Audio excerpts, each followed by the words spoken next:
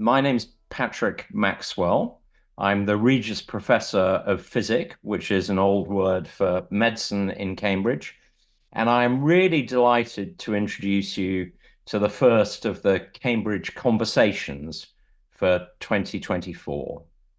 Amazingly, we've had 987 registrations from 63 countries, and it really is terrific to be joined by so many alumni and friends of the university. My job actually goes back to 1540, when medicine was a bit easier than it is today. But it may surprise you that I'm not that old myself, even though I look pretty grey. I am a clinician scientist, and I've done work on kidney disease and kidney cancer. Now, tonight, we're going to be talking about cancer. Most of us will, at some point in our lives, either directly or indirectly, feel the enormous impact of cancer. The disease really does have a unique poignancy and resonance. Its suddenness, its duration, in the certainty and changes it brings, and in the meaning that it contains for all of our lives. It really does change the lives of people around the world every second of every day. I think all of us want to see cancer detected and treated as early as possible so that we can achieve better outcomes for patients and their nearest and dearest. I want to introduce you now to our discussant this evening, Rebecca Fitzgerald. Rebecca is just coming online now. So Rebecca will be discussing early detection and prevention of cancer with us. Rebecca is the Professor of Cancer Prevention at Cambridge, and she's founding director of the Shing Early Cancer University here at the university. Sorry, the Shing Early Cancer Institute. She practices medicine as an honorary consultant in gastroenterology and cancer at Addenbrooke's Hospital, which is part of Cambridge University Hospitals. Rebecca's the Cambridge lead for the Cancer Research UK International Alliance in Early Detection, and her research aims to understand how tissues become cancerous and whether identifying pre-cancer at scale can really reduce cancer morbidity and mortality. And her particular focus is on the esophagus and the stomach. Rebecca pioneered an amazing invention, which she may tell us a bit about tonight, called the cytosponge. This is a sponge in a capsule. It's a new test, and it can identify patients with a precancerous condition called Barrett's esophagus 10 times as effectively as the standard approach. And this is an important precursor to esophageal cancer. Rebecca's won many prizes for this advance, including the Westminster Medal, an NHS Innovation Prize, and the Don Listwin Early Detection Prize. And in 2022, Rebecca was awarded an OBE for services to cancer research. Now, during our discussion, we really welcome your questions. I hope you'll contribute them. You can submit these using the Q&A button at the bottom of your screen. We'll do our best to address as many of the questions from the audience as possible. Please, you can also vote questions up and down, and we'll try and, if we can't do all the questions, we'll try at least to get the ones at the top of the list. So thank you all so much for being here. So I think my first question to you, Rebecca, is why is early detection of cancer so important? Well, thank you, Patrick, first of all, very much for this invitation to have this conversation. It's a real pleasure and an honour. And also thank you to all of you that have joined online. It's actually a great encouragement to me and my colleagues working on early cancer detection and prevention to know that this is such an important topic for all of you and that you've taken the time to join. So as you've said, this is a very important topic because it matters to all of us. And, you know, with one out of every two of us projected to get cancer at some time in our lives, it affects all of us quite profoundly. And actually, the University of Cambridge recently commissioned a poll, and 2,000 members of the public took part in this poll. And the results from that, I think, are quite interesting. So 2/3 of those people worry about having cancer, and 55% want to see advances in early cancer detection in particular. And when being asked what their concerns were about cancer, part of it, of course, is the worry that it could be dangerous and it could end our lives early, but also people really worry about the side effects of treatment. And most of the time, cancer is detected late, and then the treatments that are required often involve chemotherapy, radiotherapy, increasingly more molecularly targeted treatments, and often surgery. But all of those carry with them quite a lot of side effects. And I think, you know, quality of life is incredibly important to all of us. So if you bring the diagnosis forward, then you can really not only cure a lot more people, but you can also avoid a lot of those really toxic types of treatment with those side effects. And this was actually just, registered with me yesterday, thinking about this conversation this evening. And we were in our regular meeting that we have every week to discuss cases of esophageal and gastric cancer around the region. And there were two really striking cases in contrast to one another. So there was a 57-year-old man we were discussing, and he had an early cancer of the esophagus identified because he was being followed up for his pre-cancerous condition, Barrett's, that you mentioned. And we were able to do microscopic surgery down the endoscope. Actually, quite an extensive area was removed from his esophagus, but that was done effectively as an outpatient procedure. And the specimen, when it's out, looks as if that should be curative. And contrast that in the same meeting with a 41-year-old lady we were discussing, who unfortunately was diagnosed with an advanced esophagus cancer. But, you know, the interesting thing is, at the time of the diagnosis of that esophagus cancer, we could see the pre-cancer condition right next to the cancer, but she never knew that she had it.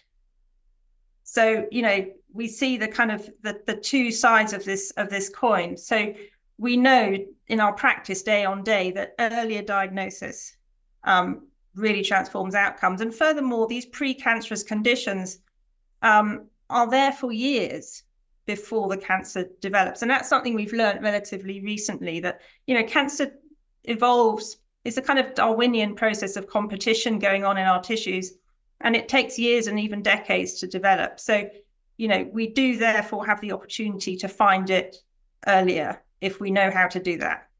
And the other thing, just to finish on this particular question, is about the sort of broader perspective, which is from the societal perspective and also from the NHS perspective. This is a really important question because the burden on our health service, as we all know, is considerable. And we have an aging population, and cancer is very strongly linked with age. And our cancer treatments have got a lot more sophisticated, but with that comes a lot of expense. And, you know, even though those increasingly molecular types of treatment, even as they get more effective, it is hard to really have transformative outcomes and cure the cancer when it's diagnosed so late. And that comes at a big expense to the health service and to society. So I think from that perspective as well, finding it earlier will be very important for the future. So that's great. I think that story of the two different patients is very striking, Rebecca. And to give us a feel for this, how long ago do you think the 41-year-old had crossed that boundary, or the most important point in what's going to make the treatment much nastier and much nastier, much more expensive, and much less likely to cure her? Certainly a year, and probably 2 or 3 years. Right. I see. And what is what's her sort of outlook now? A 41-year-old with that advanced cancer, how likely are you able to cure her? Yeah, unfortunately, it's challenging. So in her case, it's a very typical. So about 40% of patients that we see through our esophagus service, we do our best to try and cure it. That the other 60% are already too advanced and it's metastatic. So we're looking at palliative options. So it's quite likely that that's going to kill her. So it is, unfortunately. Yeah, Yeah. And you know, it's not an unusual story. And esophagus, that we know what the poor outcome cancers are: brain cancer, ovary cancer, pancreas cancer, esophagus cancer. These are the ones we still really struggle with. And this is changing tack a bit, Rebecca, but with 900 people on the call, perhaps it's an opportunity to say, what can they do to reduce the risk of cancer other than get younger? Yes. So yeah, we want to detect it earlier, but it's also about thinking about prevention, and that starts with some of the basic stuff. So actually, it's estimated that about 38% of cancer is preventable. And one of the major risk factors is tobacco. And you know, many of you will have heard the King's speech yesterday, and the new Labour government have committed to that phased ban on the sale of tobacco. And that actually, you know, and that is important not just for cancer, of course, but for many other conditions too. The King's speech also included a restricted advertising on junk food, sugary drinks, and so on. And obesity is another strong risk factor connected with cancer. So, you know, at a kind of population scale for primary prevention, then reducing smoking, less obesity, and so on are very important. I can't help, but I have to mention NHS waiting times. I don't think that's what you mean, but you know, we have to. We can do fantastic research to come up with very innovative ways of preventing cancer, but actually, of course, the healthcare system has to work. And as members of the public, we have to present to our healthcare system. So that's about awareness, encouraging people to go forward and making it easy for them to do so, and then getting them through the system.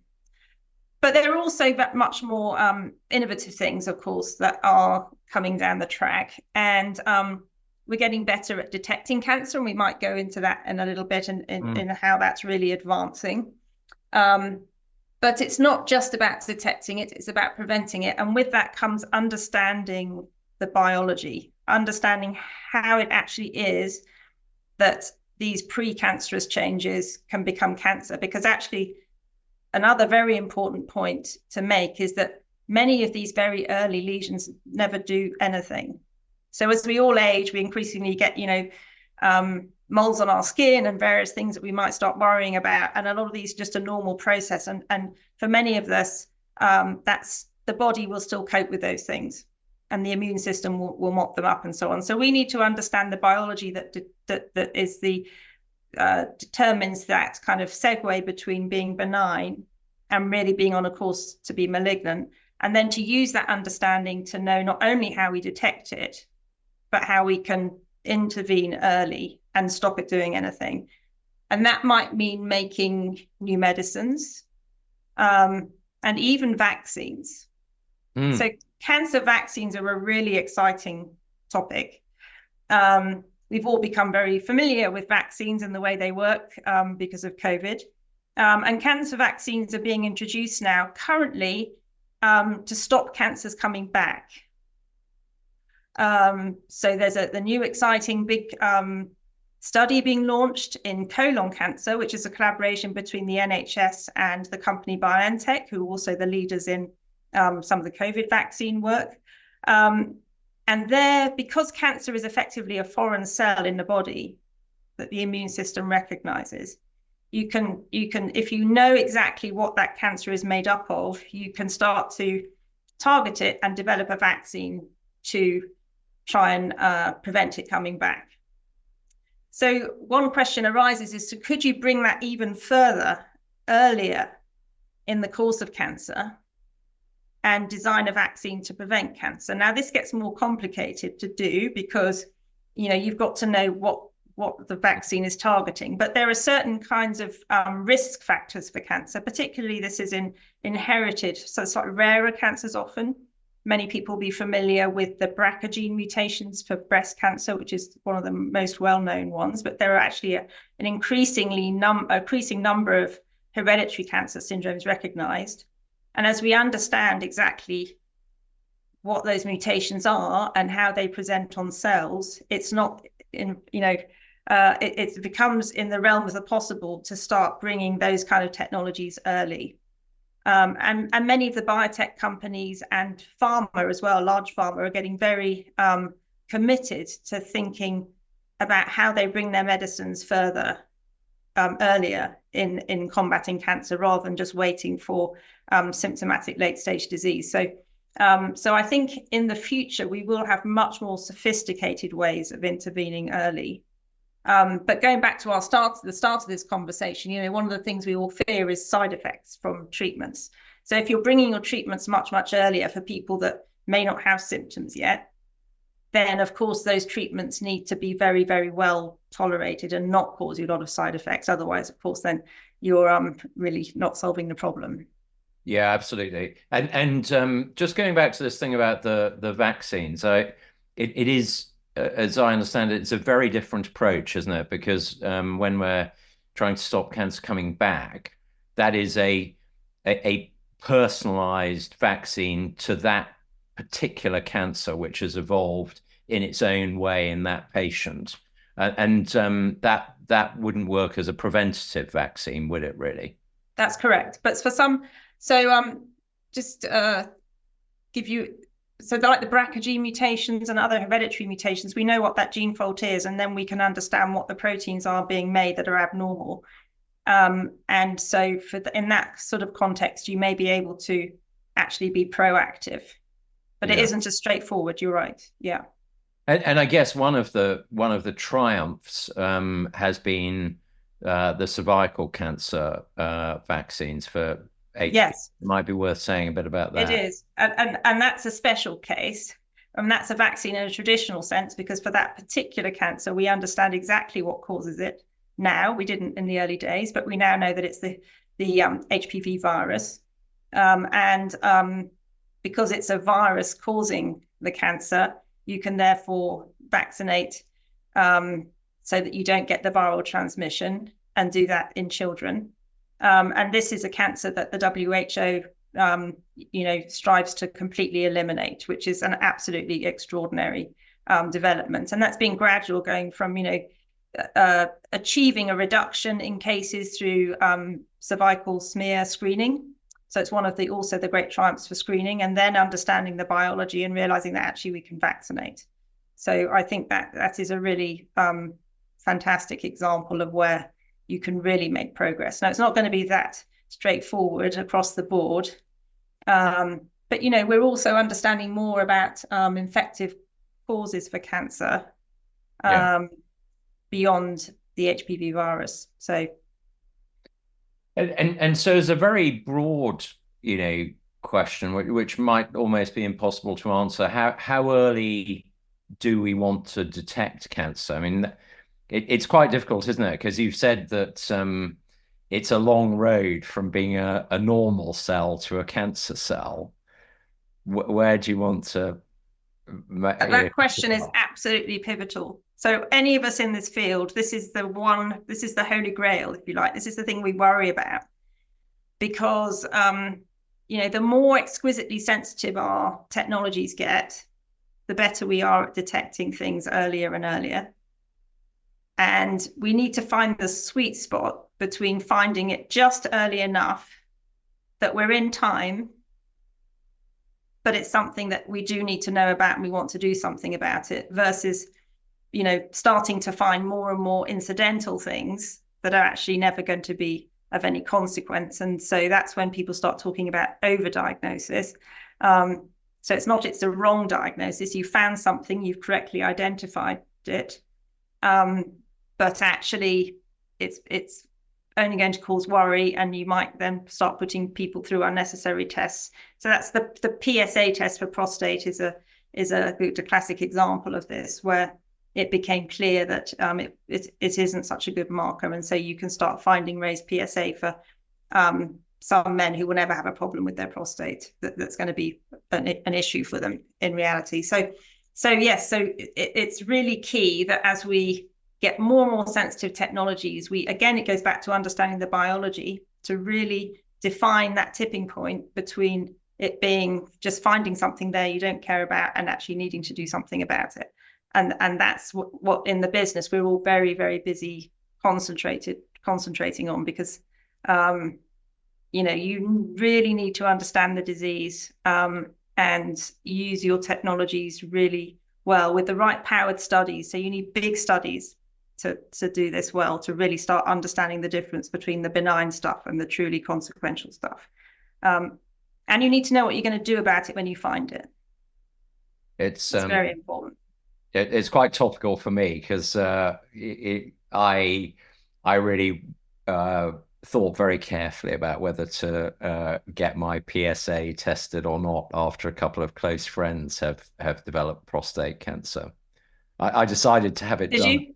Yeah, I did have it done, but and I decided on balance that even though it's an imperfect test, knowledge was better than no knowledge. And once I was starting to worry about it, perhaps I should just get on and do it. But it was a relief when it came back as clearly normal. And what do you do about borderline test results, Rebecca? Because that's, it's not helpful. I think we all think that, medical tests come back sort of positive or negative, but in real life, that's not how it is it?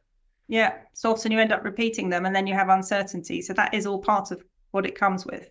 But the technologies we have now is why this is such an exciting area of cancer, and why before, although people thought, yes, early detection, surely a good thing, people just couldn't even go there because we had no means of really starting to identify these very early changes. So one of the technologies that's made such a difference is next generation sequencing. Pioneered here in Cambridge. So, we can sequence the DNA and the other nucleic acids as well. And what became clear is that you need to be able to do that at scale and very, very accurately.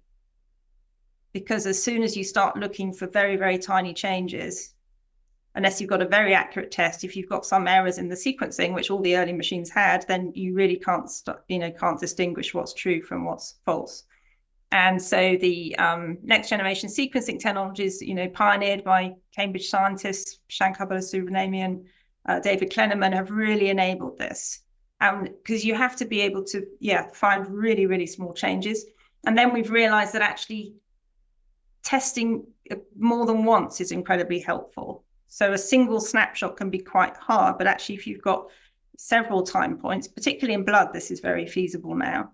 So it goes back a bit to your question about an ambiguous test. But if you have several time points, you can often start to really see what's changing.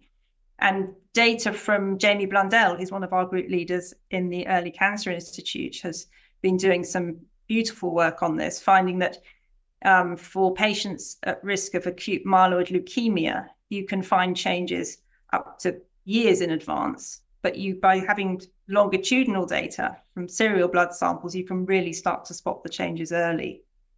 And then there's a huge interest and advances in less invasive technologies, which obviously is key for early detection. And so, you can't be just taking liver biopsies or lung biopsies for this kind of thing. You need easy methods. So, if you can really start to find changes, not only in blood, but what about in breath? So this is still, in research, but Owlstone is a company that was a spin out from Cambridge, really pioneering measuring volatiles. So metabolites excreted on the breath. You might think perhaps you could only measure changes in the lung and lung cancer in breath, but actually we're learning that you can find changes from multiple organs, particularly the liver, in the breath, and that you might be able to diagnose not just liver cancer, but other liver disorders. And of course, I have to mention artificial intelligence, and there's going to be a whole conversation about AI. But AI applied to X-rays, CT scans, pathology is also completely transforming the way in which we can identify some of these really, really early changes. So I think if you put those things together, some of the technology, advances that we've had really mean that this is a topic which is, it's going to be transforming our cancer care, I think, in the next, and it's not talking about 20 years time. We're talking, it's starting to happen now with multi-cancer early detection tests in blood. And so I think it's really exciting. I guess one of the questions is how do you test the people at highest risk? Because we all know that, I mean, actually going back to cervical cancer, I think one of the problems there was that the women at highest risk of cervical cancer tended not to be the women who came forward for screening. That's a very, very important point. So, I think one thing is that we don't all need to be tested for everything all of the time. Mm-hmm. And actually, some of us are at very, very low risk of certain cancers. So in breast cancer, there's been a lot of discussion recently about, all women get put into breast cancer mammography screening with basically a one size fits all kind of program. What age you start, what age you stop, how often you get the mammograms, but women are at very different risk. And we understand quite a lot now about why they're at different levels of risk. So you can start to tailor that. Now, it means not only increasing your screening interval, doing it more regularly, or using a different type of test for some women who are at high risk, but what about the people at low risk? Could you let them off the hook to some degree? Now, that's a harder public health message to explain, but that actually could be very important. It could be helpful for the person to reduce side effects or, overdiagnosis and things, but also to the healthcare system. And then to your other point about, getting the people who need it most through the door, that is a huge challenge. And unless we can ultimately do that, then, we only chip away at the problem, because the people, the large sector of people at the highest risk who are going to have the biggest burden of disease. And part of this is about how you make it really accessible for people and how you explain it, and how you take these tests to the individual rather than just expecting them to come to you and into the healthcare system. So there's a huge amount of work to be done there. But you're right, you can have the best tests in the world, but if people don't come and have them, it won't do any good. And we're just launching our very big nationwide screening trial on esophagus cancer using the Cytosponge, which you mentioned in your introduction. And for that, we want to recruit 140,000 individuals to see whether we can reduce mortality and morbidity side effects from this cancer. So, as you said, we've shown that we can diagnose 10 times more cases using the test, but does that actually do any good ultimately? Does it, reduce mortality? So for these early cancer kind of and screening trials, they need to be really large scale. And to be successful, you need to get the people through the door. Yeah. And that is a challenge. So we're thinking about all sorts of innovative ways of how we do that. And for example, the recruitment isn't expecting people to come to a hospital or even a GP surgery. We're doing it in mobile vans, which will sit in a supermarket car park to make it as easy as possible. Yeah, and I think one of the important messages is often the potential harm of screening is very similar across all of the risk groups, and and so in the lowest risk groups, you're still just as likely to do harm, but you're much less likely to do good, which is why I think this idea of focusing on the people at highest risk is so important. And of course, that's different for different cancers, isn't it, Rebecca? Yes, and we have a lot of algorithms now to really, understand your personalized risk. And so some people may have heard the CAN risk programs, so pioneered by Cambridge genetic epidemiologists. And so some of these risk algorithms are very widely used by GPs now, and you can plug in some simple things about the age, the family history, and so on, and it'll really give you an idea of the level of risk. And I think this sort of thing will be increasingly useful and important. And people can also do it for themselves as well. You mentioned sort of different disciplines being involved, but what do you see as the key disciplines to bring in, and who's been involved in your own program on the esophagus? Yeah, so it's a hugely multidisciplinary enterprise, and actually for me in the esophagus work, this has been one of the most interesting and exciting and fulfilling aspects, because I get to work with all sorts of people that I wouldn't have done otherwise. So this ranges from engineers, in my case, because we were making a new device, public health doctors and social scientists, going to your point just now about how you get people to take part in screening programs. So really how you put the message out there, how you construct your education materials and so on. Clinical trials statistics. So you really design and power your study correctly, through to trying to understand the biology of what you're doing so that you can couple it with early interventions and things as well. So it's truly multidisciplinary. And, the Early Cancer Institute, which we've set up here in Cambridge, is really designed with that multidisciplinarity principle. So our group leaders are from very diverse backgrounds. Maths and physics feature quite highly, actually, because often this is a quantitative discipline. One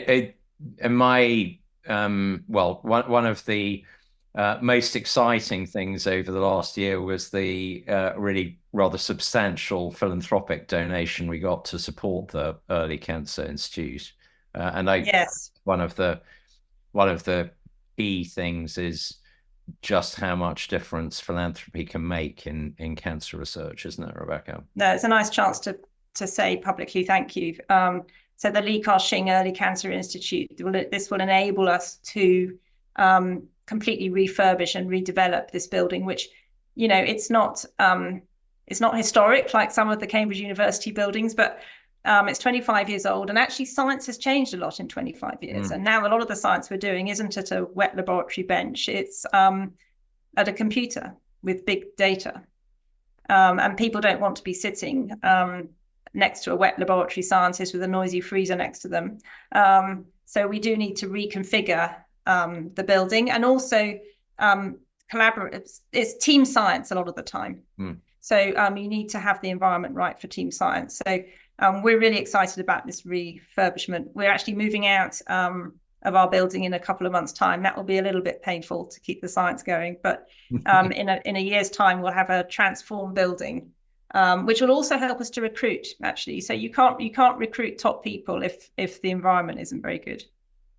It's quite interesting at although we might feel that some aspects of the UK are a bit off-putting, my impression is that compared to some other parts of the world, like the USA, there's some big positives about coming to the UK. We've just had a general election, and I must say I'm personally very impressed by the new leadership in the sort of health and innovation space. Yeah, no, I think it's a very positive things there. And the university environment that we operate in, I don't know if, some of our listeners have been to the biomedical campus recently, but it's absolutely extraordinary, actually. I mean, I've been in Cambridge quite a long time now. I was here as a medical student and went away for a bit and came back. But, this campus now has exploded in terms of the number of people that work here, and also the different disciplines, and not only academic institutes alongside the hospital, but also AstraZeneca, Abcam, BioNTech, building a lab here. So the opportunities we've got for collaboration with the hospital, of course, vitally important, and with industry is phenomenal. And then still being able to collaborate with the wider university, of course, right across the physical, mathematical, and social sciences. So I think the environment we've got here, I feel incredibly fortunate day in, day out, is absolutely extraordinary. And the wealth of talent we have, of course, coming through the university as well, means that we can do fantastic science. I agree. And actually, just going back to what you were saying about who's been involved in the cytosponge and what disciplines can contribute to picking up cancer earlier. I think it would be useful to talk about collaboration with industry, because my own impression is that although we can do great research, academics on their own are unlikely to do everything that's going to be needed to get a device into healthcare. What do you think, Rebecca? Absolutely. You think you can do it all to start with, and then actually in my case, I had a phenomenal PhD student who knocked on my office one day and said, Rebecca, unless you make a company, your cytosponge technology in lab tests, because it's not just collecting the cells of the device, but it's the lab tests we do, aren't going to get anywhere. It's not going to benefit the patients. And that was really a wake-up call for me. And he was, a young PhD student, very entrepreneurial. He'd already actually started a company when he was at school, so he had that kind of mindset. But it's absolutely correct. And one of the things we're doing actually, and I think you've been supporting this across the campus as well, Patrick, is actually encouraging people to be entrepreneurial and think about how they license, how they spin out the company. And this is a very positive thing. Yeah, I couldn't agree more. And so I think it's exciting and good for people. And you've founded at least one company, haven't you, Rebecca? Yeah. Very good. So shall we take some questions from the audience? So Stuart has said that he understands that AI is being used to interpret CT scans for breast cancers. What do we see as the future of AI in early detection? Yeah, so I think AI has a big role to play in early detection. So on the one level, yes, it can help us do screening, and early detection is all about doing things at scale. And so, if you can have algorithms to help you detect subtle lesions, and AI doesn't get tired, and people do, and people are expensive. So if you can do that through scans, through digital pathology, that's extremely helpful. But there are other ways we can use AI as well. We can use AI for risk algorithms, and we can use AI actually to, this might sound, I don't know whether people will think this sounds exciting or worrying, but we can start to actually identify people who are at higher risk through their shopping behavior, for example, and give them an alert potentially. So there's been a really nice study done on looking at people's types of painkillers and medications they buy at supermarkets, and identifying women who started buying indigestion remedies who turned out to have ovarian cancer. And they could tell that from the loyalty card data. So big data and AI, I think, has a huge place to play. And then from Fiona, given new digital diagnostics, how will the monitoring timescales be investigated and changed? For example, mammograms every 3 years, is that now too long, as very early detection would reduce the impact? So I think, as we were saying, people have different levels of risk. So I think we need to move much more towards personalized, intervals, rather than the one size fits all, and also using different modalities in combination as well. So in other words, actually MRI is better for some kinds of early detection of breast cancer, and it may be some people could have it as part of their blood, this ability to start detecting cancer through blood tests less invasively. So I think there are different ways you can do it, and then you can mix and match and change the intervals to be as precise as possible. But there is, people may be familiar with the term interval cancer. So with any screening program, that there will be some people who develop a cancer that can occur rapidly in some cases in between the screening tests. That's inevitable. But it's about finding the sweet spot so you don't overdo it and start worrying people and doing stuff unnecessarily, but doing it often enough. And as I say, that's not going to be the same for everybody, because our risks are different. Mammogram, there is, when you are using ionizing radiation, you will actually be causing some small increase in risk of cancer, which at a population level you have to worry about, don't you? You do. One other thing that I think is worth thinking about is we say breast cancer, but I think, Rebecca, our modern view would be that breast cancer isn't one thing, is it? No, and there's a question here about, we speak of cancer as a single disease, which is clearly not. I mean, absolutely. I mean, and we've traditionally always thought of cancer in a kind of organ-based system. So it is complicated, and we now are very good actually at doing subtyping. And actually today I've been hosting an educational event for families at high risk of stomach and breast cancer in the women due to an inherited mutation, and they get a different kind of breast cancer altogether. Yeah. And actually sometimes when people develop that other kind of breast cancer called lobular, that can trigger us to think, okay, maybe they've got this mutation. So actually then sometimes we can do a genetic test and understand that that has a different cause altogether from the common kind of breast cancer. So definitely it's not one disease. And as I was saying, maybe not everyone needs testing for everything, because we can work out people's risk and then decide. So we haven't talked a lot about the multi-cancer early detection tests in blood. That has been causing a lot of debate in the field. There you're trying to detect multiple cancers at the same time. And is that helpful or not? And the sensitivity is not the same across all the different cancer types. And if you get a positive readout on that blood test, then how will you be able to find where the cancer is coming from? That's actually, some of these tests enable you to do that quite well, but for other specific cancer types, that can be hard to tell from the blood test. So then you have to go on a hunt for where the cancer is. So it raises all sorts of questions. But yeah, cancer absolutely isn't one disease. And it has been a really exciting idea, hasn't it, that you could just give a single blood test and that would pick up any cancer anywhere early enough for you to intervene. But it's unlikely to be quite as easy as that, is it? Yeah, it's not quite as easy as that. But I mean, we've made huge progress. Trials ongoing that have been picking up these cancers. Now, some of them haven't necessarily been detected very early, and it maybe just gives you a lead time of a few months. And would that make a difference?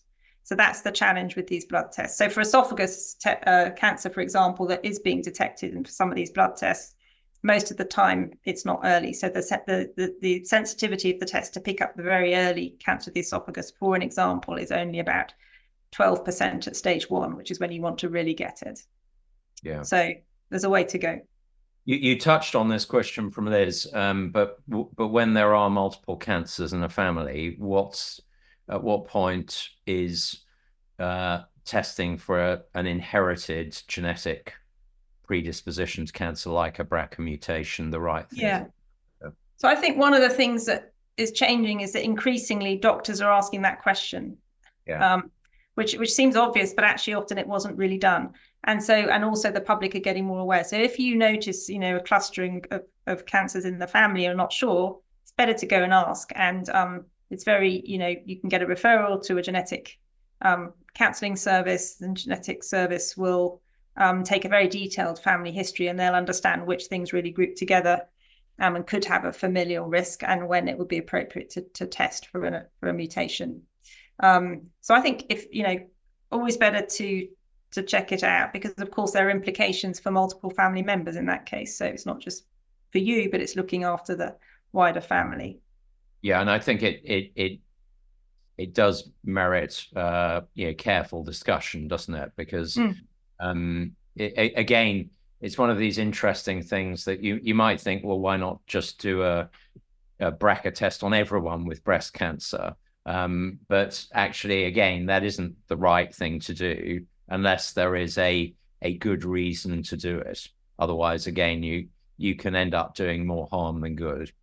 And there are people, of course, and it's quite possible to go and get private tests for cancer mutations. And I get referrals from people who've had a test, not because there was a family history, but just because actually in one case, someone bought it for them as a birthday present, or one day they thought it was a good idea, and then it turns something up, and then that can be quite worrying and problematic to deal with. So it does need thinking about, but I think in the context of a family history and then going to see someone in the genetics service, then you'll get really good advice. I agree completely. So I think getting a test for someone as a birthday present, not a good idea. If it turns up something really important, well, maybe you did them a favor. But more often what happens is it turns up something that you really don't know quite what it means. And that, combined with not having a clear reason for doing it, there you're really only likely to cause anxiety, which is unhelpful. So there's a question which I think we've touched on. If cancer isn't a single disease, does that mean that we're going to need to do detection differently? Our early detection approach differently for different cancers? Yeah, and I think the broad answer to that is yes. Absolutely. And I suppose another thing is, in some instances, if you've had a cancer in one place, you're at higher risk of a cancer in another, aren't you? Or if you've had lung cancer, you're actually at higher risk of another lung cancer. That's certainly true, because for example, if it's a smoking related lung cancer, then the smoke will have affected your whole airways, and so if you've had it in one place, you'll be more likely to have it in another. And so there are we're increasingly being on the lookout for this, and so if people have got one cancer, then we'll actually put them into a program to be monitoring and looking out for another cancer. And actually for the people who smoke are at risk of head and neck, mouth, esophagus, the whole thing. So we might give you a cider sponge as well. Yeah. So looking at the whole person is important, isn't it? And there's a question here. I'm not quite sure what it means. So what's the second stage of the early stage detection? But I think, although I'm not quite sure what that means, I think actually with something like the cider sponge, it's a very good thing to talk through, isn't it, Rebecca? Because you do the test, it goes off to the lab, and one possibility is you get the all clear. But if the test is in some way positive or worrying, what happens next? Then you'll get an endoscopy to confirm whether you've got a precancer. And if it needs treatment, then you can get treatment straight away. If it looks there is this Barrett condition, this precancer condition there, but actually it looks quite stable at the moment, then we'll put you into a monitoring program. But what we're also trying to do is do the monitoring through the cider sponge as well. So you don't have to then burden the endoscopy system with a lot more endoscopies. You can actually then follow up people with the cider sponge as well. So so the second stage might be to confirm it. So often these are triage tests. A mammogram that finds something, you'd often have to have a biopsy, for example. So most things would have a follow-on confirmatory test. The new blood test would often be followed by imaging to try and find out where it is, confirm it is, and then you may have to have a biopsy again. So I hope that answers that question. No, I think it's a really good question, isn't it?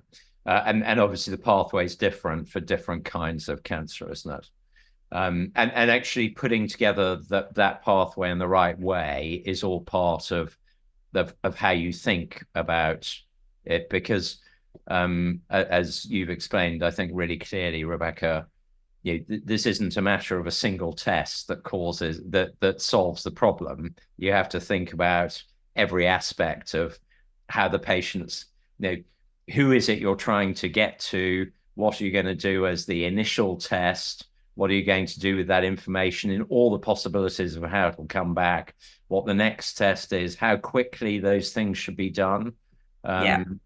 And how you're going to cope with the demand that you're going to generate. Absolutely. A pathway is the absolutely right word there. And clinical pathways have, are laid out for clinicians to understand and use and to use well. And these tests you have to work it out in that context of the pathway. So that's why it's very important that you either have a clinical knowledge or that these people developing the technologies collaborate with clinicians who really understand this whole thing from A to Z, not just the test itself. Yeah. And can the technology used in the cider sponge be applied to other types of cancer?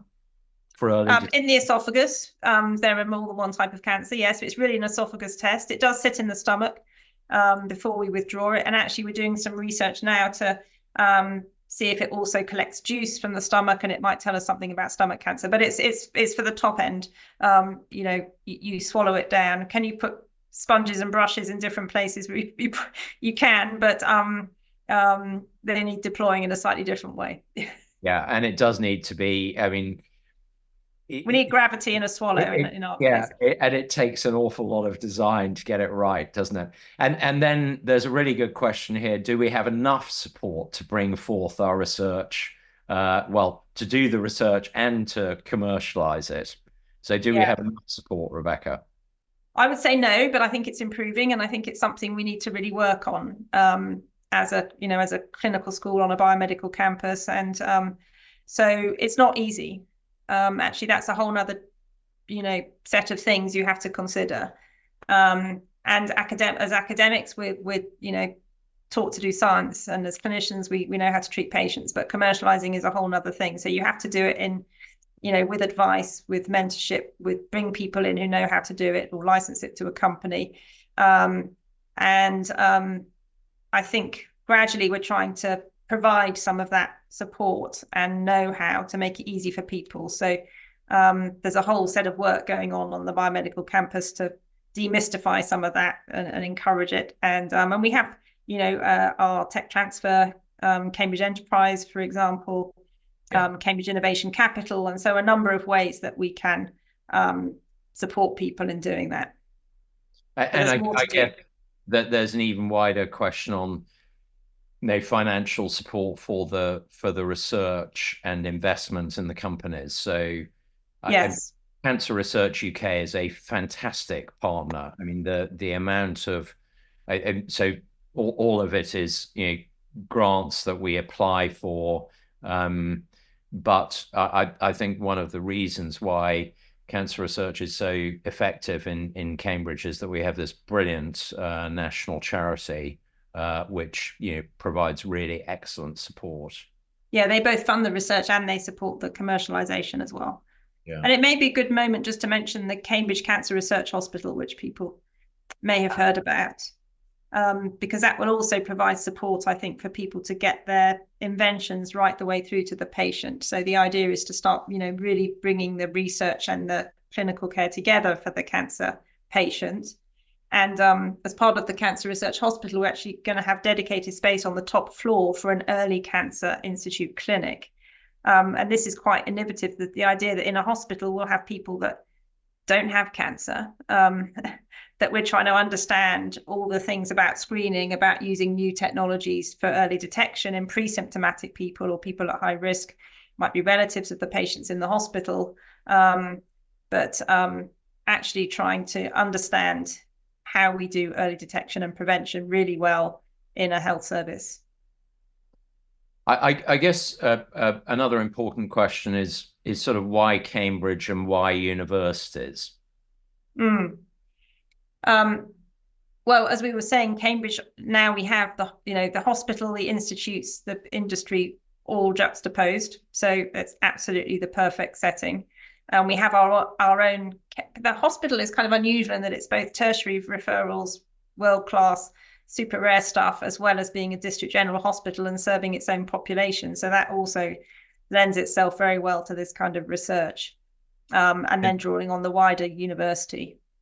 And we also have this huge advantage with a sort of free, relatively easy to access health system with primary care, with family physicians who are evenly distributed across the geography, and easy to see, hospitals that are easy to access, and people not having to pay for things when they're ill, which I think is really a pretty important thing of getting disease earlier, because if people are worried about paying for things, absolutely barrier. And one of the real concerns is that many cancers are more common in poorer people.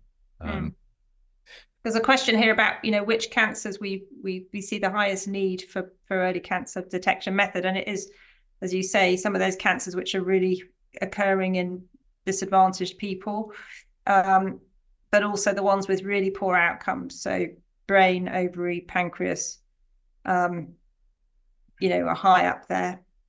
Yeah. Well, things are coming towards a close, and I'm sorry we haven't managed to answer all the questions. But I thank you for some really excellent questions.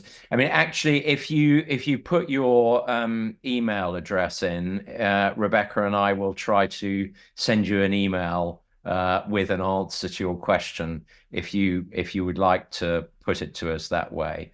So they have been terrific questions, a real testament to an excellent audience. And I wanted to tell you that this week we've launched a major cancer campaign celebrating and highlighting the way the university community is working towards changing outcomes for cancer around the world. And we've heard today about the pioneering work that Rebecca and her colleagues are doing to detect cancer earlier. And as she said, we have this very exciting plan with government support to build a new hospital that we hope will not just improve outcomes for patients in Cambridge, but will actually change outcomes for people right around the whole world.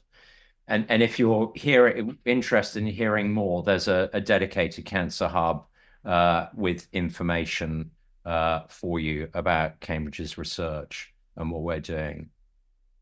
And if you're particularly interested in AI, which I think many of you are, there's going to be a particular talk at the Alumni Festival by Grant Stewart, who's a surgical oncologist, and Maria Crispin, who's an AI expert working in the Cancer Institute.